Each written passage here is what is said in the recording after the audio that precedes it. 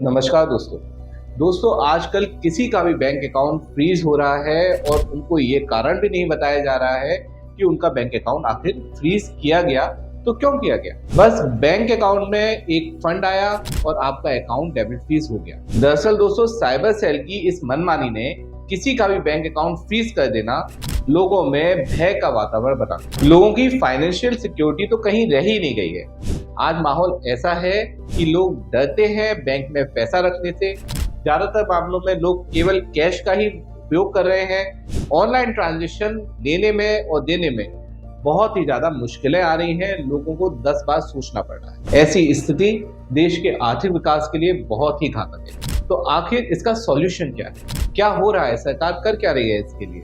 और क्या हमारी न्यायपालिका, जिनका अधिकार है और कर्तव्य भी है हमारे अधिकारों की सुरक्षा करना, उनका आखिर क्या इसमें रोल है? आज इस वीडियो में हम इसी टॉपिक पर डिस्कस करने वाले हैं। वीडियो बहुत ही इंटरेस्टिंग होने वाला है, इसको आप अंत तक जरूर देखिएगा। दोस्तों मैं हूं एडवोकेट आयुष गर्ग और आप देख रहे हैं अपना YouTube channel online legal centre. दोस्तों आपको लीगल इंफॉर्मेशन और एजुकेशन के लिए हम इस प्रकार के वीडियोस बनाते रहते हैं। आप प्लेलिस्ट पर हमारे विजिट कर बैंक अकाउंट फीस या साइबर क्राइम से रिलेटेड और इन्फॉर्मेटिव वीडियोस देख सकते हैं और अपने आप को अपडेट कर सकते हैं। तो चलिए दोस्तों अब बिना देर करे टॉपिक को शुरू करते हैं। दोस्तों आज की डेट में साइबर क्राइम की घटनाएं बहुत ज्यादा हो रही हैं। ऐसी स्थिति में सरकार ने साइबर सेल को इस स्थिति को कंट्रोल करने के लिए दायित्व दिया है। साइबर क्राइम को कंट्रोल करने के लिए साइबर सेल उन सभी बैंक अकाउंट को फ्रीज कर देता है जिन जिन अकाउंट्स में साइबर क्राइम का फंड जाता है। दोस्तों ऐसे में एक तरीके से तो ये सही है कि जिन जिन अकाउंट में फंड जा रहा है उनको फ्रीज करके पैसा वसूल किया जाए, उस पैसे को वापस किया जाए और साइबर क्रिमिनल को पकड़ा जाए। लेकिन इसका एक दूसरा पहलू भी है। वो सभी लोग जिनके अकाउंट में फंड जाता है साइबर क्रिमिनल्स नहीं है। कोई व्यापारी है, कोई गृहिणी है, कोई ट्रेडर है, कोई ऑनलाइन परचेज करते हैं या प्रोडक्ट सेल करते हैं, सर्विस देते हैं। तो इस प्रकार से उन सभी लोगों के अकाउंट फ्रीज हो जाते हैं जिनका इस साइबर क्राइम में कोई भी रोल नहीं है। तो ऐसे में दोस्तों साइबर सेल की ये कार्रवाई कि वो हर उस बैंक अकाउंट को फ्रीज कर दे जिस अकाउंट में फंड जाता है, बेमानी है, मनमानी है। साथ ही दोस्तों ये पूरी तरीके से न्याय संगत भी नहीं है।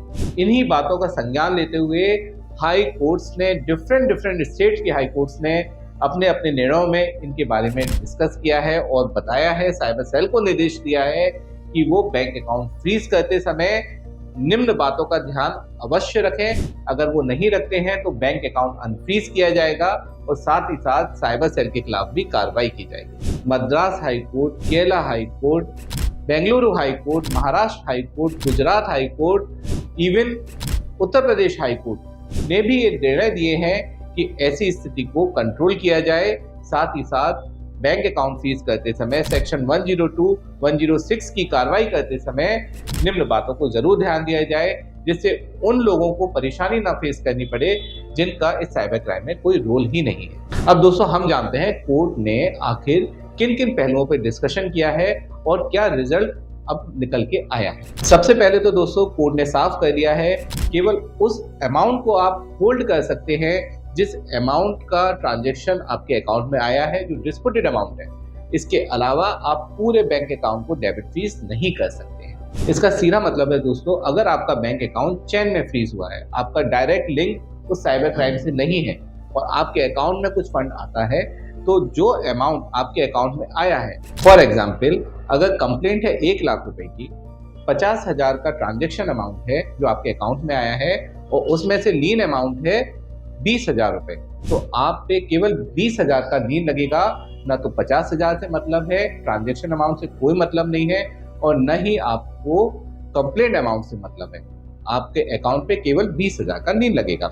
दोस्तों ये लीन अमाउंट ही साइबर क्राइम की भाषा में डिस्प्यूटेड अमाउंट होता है। तो दोस्तों हमें कैसे पता चले हमारा लीन अमाउंट कितना है? कंप्लेंट कॉपी में जो भी साइबर कंप्लेंट फाइल होती है उसमें हर अकाउंट होल्डर का लीन अमाउंट या डिस्प्यूटेड अमाउंट मेंशन होता है। तो ऐसे में आप हमेशा बैंक से या साइबर सेल से उस कंप्लेंट कॉपी को जरूर लें। अगर आपको बैंक या साइबर सेल ये कंप्लेंट कॉपी नहीं देता है तो आप हमारी हेल्पलाइन नंबर पर कॉल करें, हम आपको एक कंप्लेंट कॉपी प्रोवाइड कराने में आपकी पूरी हेल्प करेंगे।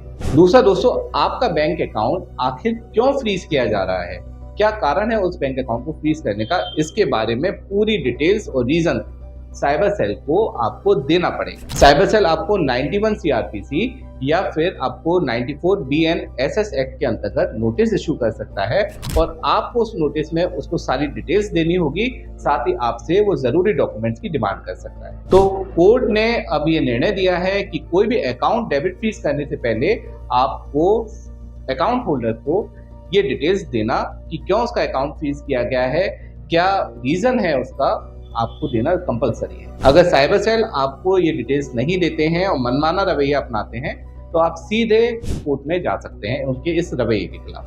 साथ ही दोस्तों, साइबर सेल ने क्लियर कर दिया है कि बैंक अकाउंट डेबिट फ्रीज करना हमारे मूल अधिकारों का हनन है। साइबर सेल आपको इन अधिकारों से कभी भी वंचित नहीं कर सकता है बिना किसी कारण के। और चौथा सबसे जरूरी बात, सेक्शन 102 CRPC की प्रोसीडिंग या फिर सेक्शन 106 BNSS जो नए कानून के तहत आता है कि प्रोसीडिंग करने से पहले साइबर सेल को किन किन बातों का ध्यान रखना है, इसका भी कोर्ट्स ने डिसीजन दिया है, उनको निर्देश दिया है। दरअसल दोस्तों, सेक्शन 102 CRPC और 106 BNSS एक्ट की प्रोसीडिंग साइबर सेल तभी करता है जब उसको कोई बैंक अकाउंट फ्रीज करना होता है। बिना इसकी प्रोसीडिंग के साइबर सेल किसी का भी बैंक अकाउंट डेबिट फ्रीज नहीं कर सकता है। अब इस सेक्शन के अंतर्गत प्रोसीडिंग करने से पहले, बैंक अकाउंट डेबिट फ्रीज करने से पहले साइबर सेल को ये निश्चित करना होगा कि जिस अकाउंट होल्डर का वो बैंक अकाउंट फ्रीज कर रहे हैं उनके खिलाफ उनके पास पर्याप्त सबूत है कि उनका इन्वॉल्वमेंट इस साइबर क्राइम में है।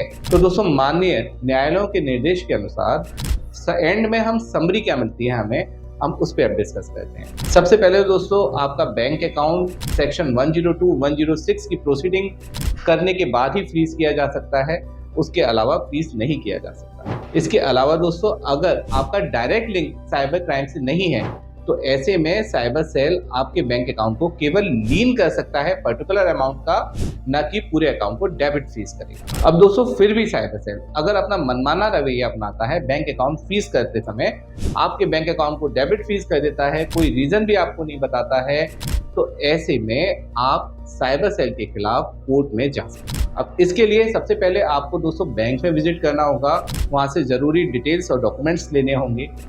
इसमें सबसे ज़्यादा ज़रूरी है कि किस साइबर सेल ने आपका बैंक अकाउंट फ्रीज किया है, क्या कंप्लेंट नंबर है, एक्नॉलेजमेंट नंबर है और ट्रांजैक्शन डिटेल्स क्या है, ये आपको मालूम होना चाहिए। अगर बैंक भी आपको ये डिटेल्स नहीं देती है, साइबर सेल तो दे ही नहीं रही है, बैंक भी आपको डिटेल्स नहीं देती है, तो आप हमारी हेल्पलाइन नंबर पर कॉल करें, हम ये डिटेल्स आपको प्रोवाइड कराने में आपकी हेल्प। इसके बाद दोस्तों, आप साइबर सेल से जरूर कॉन्टैक्ट करें, चाहे वो अकाउंट आपका फ्री साइबर सेल ने किया है, फिर भी आप साइबर सेल से कांटेक्ट जरूर करें। उनको हाई कोर्ट के इस निर्देश के बारे में बताएं, इसके लिए रिप्रेजेंटेशन अपना सबमिट करवाएं एक अच्छे साइबर एक्सपर्ट एडवोकेट के माध्यम से, और उस रिप्रेजेंटेशन का फायदा ये होगा कि साइबर सेल आपके खिलाफ डायरेक्ट कोई भी कार्रवाई फिर नहीं कर पाएगा। इन एंड, अगर साइबर सेल फिर भी आपके अकाउंट को अनफ्रीज नहीं करता है तो आप कोर्ट में एप्लीकेशन फाइल कर सकते हैं। आप मजिस्ट्रेट कोर्ट में एप्लीकेशन फाइल कर सकते हैं, लेकिन ध्यान रखिए आपको उसी मजिस्ट्रेट कोर्ट में एप्लीकेशन फाइल करना होगा जिसके ज्यूरिडिक्शन में वो साइबर सेल आता है। या फिर दोस्तों, आप सीधे हाई कोर्ट में रिट पिटीशन भी फाइल कर सकते हैं, मैंडेमस रिट पिटीशन फाइल कर सकते हैं कि किस अधिकार से आपने मेरे बैंक अकाउंट को डेबिट फ्रीज किया है। दोस्तों, कोर्ट आपके सभी डॉक्यूमेंट्स को देखता है, आपके पूरे केस की स्टडी करता है, समझता है, और अगर इसके बाद कोर्ट को लगता है कि आपका कोई डायरेक्ट इन्वॉल्वमेंट नहीं है साइबर क्राइम में, और साथ ही साथ साइबर सेल ने बैंक अकाउंट फ्रीज करने की प्रक्रिया को पूरी तरीके से पूरा नहीं किया है, तो ऐसे में साइबर सेल को निर्देश दिया जाएगा कोर्ट के थ्रू कि वो आपके बैंक अकाउंट को अनफ्रीज करें। एक पर्टिकुलर अमाउंट का होल्ड लगाया जा सकता है जो कि इन्वेस्टिगेशन कंप्लीट होने के बाद आपके फेवर में रिलीज हो जाएगा। दोस्तों, ऑनलाइन लीगल सेंटर एक लॉ फर्म है, हमारे ऑफिसेस ऑल ओवर इंडिया है। बैंक अकाउंट फ्रीज या साइबर क्राइम से रिलेटेड किसी भी हेल्प के लिए आप हमारी हेल्पलाइन नंबर पर कभी भी कॉल करें, हम आपकी पूरी हेल्प करेंगे। दोस्तों, बैंक अकाउंट फ्रीज मामले में अगर डिटेल्स आपको लेनी है, इसके लिए साइबर सेल में अगर आपको अपना रिप्रेजेंटेशन सबमिट कराना है तो इसके लिए, या फिर किसी भी प्रकार से साइबर सेल में विजिट करने के लिए, कोर्ट के थ्रू अपने अकाउंट को अनफ्रीज कराने के लिए, आप हमारी हेल्पलाइन नंबर पर कभी भी कॉल कर सकते हैं। दोस्तों, अगर वीडियो आपको अच्छा लगा हो तो इसे लाइक शेयर कमेंट जरूर कीजिएगा, कम्युनिटी में जरूर इस वीडियो को शेयर करिए, फैमिली फ्रेंड सर्कल में जरूर शेयर करिए, जिससे आजकल जो लोग परेशान हैं बैंक अकाउंट फीस के मामले में, जिनको नॉलेज नहीं है, उनको भी इस प्रकार की अच्छी नॉलेज मिल सके और वो भी अपना अकाउंट अनफ्रीज करा सके। अंत में सतर्क रहें, अपने अधिकारों के लिए जागरूक रहें और ऑनलाइन लीगल सेंटर से जुड़े रहें। मिलते हैं अगले वीडियो में। जय हिंद।